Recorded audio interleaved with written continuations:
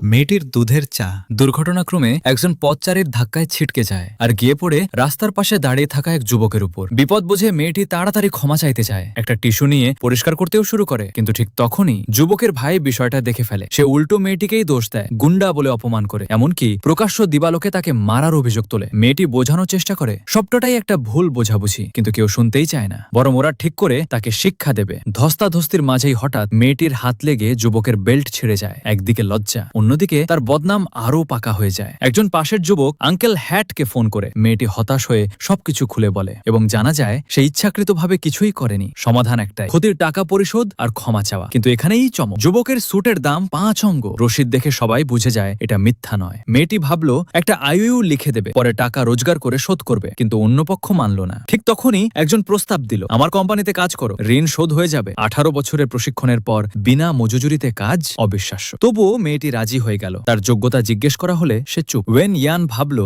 মেয়েটি হয়তো মজা করছে। শেষমেশ তাকে সিকিউরিটি ডিপার্টমেন্টে রাখা হলো। কেউ জানতো না এটাই ছিল এক গুপ্তধনের সন্ধান। মেয়েটি বহু বছর পাহাড়ে প্রশিক্ষণ নিয়েছে, অসাধারণ শক্তির অধিকারী। পরের দিন অফিসে গিয়েই একজন সিনিয়রের অত্যাচারের মুখে পড়ল। মেয়েটি তাকে পাত্তাই দিল না। লোকটা রেগে গিয়ে ঘুষি তুলতেই সে ভুল করল। মেয়েটির শক্তি সে বুঝতেই পারেনি। মুহূর্তেই সবাই মাটিতে। সিকিউরিটি ক্যাপ্টেন ওয়েন জুন এসে পরিস্থিতি সামলাতে গেলেন, কিন্তু তিনিও ব্যর্থ। মেয়েটির একটুখানি শক্তিতেই তিনি ব্যথায় চিৎকার করে উঠলেন। এরপর আর কেউ তার সামনে দাঁড়ানোর সাহস পেল না। খবর ছড়িয়ে পড়ল পুরো কোম্পানিতে, সবাই দেখতে চায় এই মেয়েটি আসলে কে। বিকেলে যুবকটি অফিসে এলো, কিন্তু দরজায় মেয়েটি তাকে আটকে দিল। ব্যাজ নেই, প্রবেশ নেই। যতই অনুরোধ করুক নিয়ম ভাঙেনি সে। রেগে গিয়ে যুবকটি তাকে বরখাস্ত করতে চাইল, কিন্তু সে তো শুধু নিয়ম মেনেছে। ঠিক তখনই একজন মহিলা মেগাফোন নিয়ে এসে জোরে ভালোবাসার কথা বলতে লাগলো। যুবকটি বিরক্ত। এই সুযোগেই সে প্ল্যান করলো এই ঝামেলা সামলানোর দায়িত্ব মেয়েটির উপরই ছেড়ে দেবে। মেয়েটিকে ডাকা হলো, কিন্তু তার পাশে থাকা লোক সাবধান করলো, ওদের সাথে ঝামেলা করো না। মেয়েটি কথা বলতেই পরিস্থিতি বিস্ফোরণ। তাকে দোষারোপ করা হলো, তুমি তো শুধু একজন সিকিউরিটি গার্ড। কিন্তু মেয়েটি চুপ থাকেনি, সে পাল্টা অপমান করলো, চেহারা এমন আর বসকে পাওয়ার স্বপ্ন।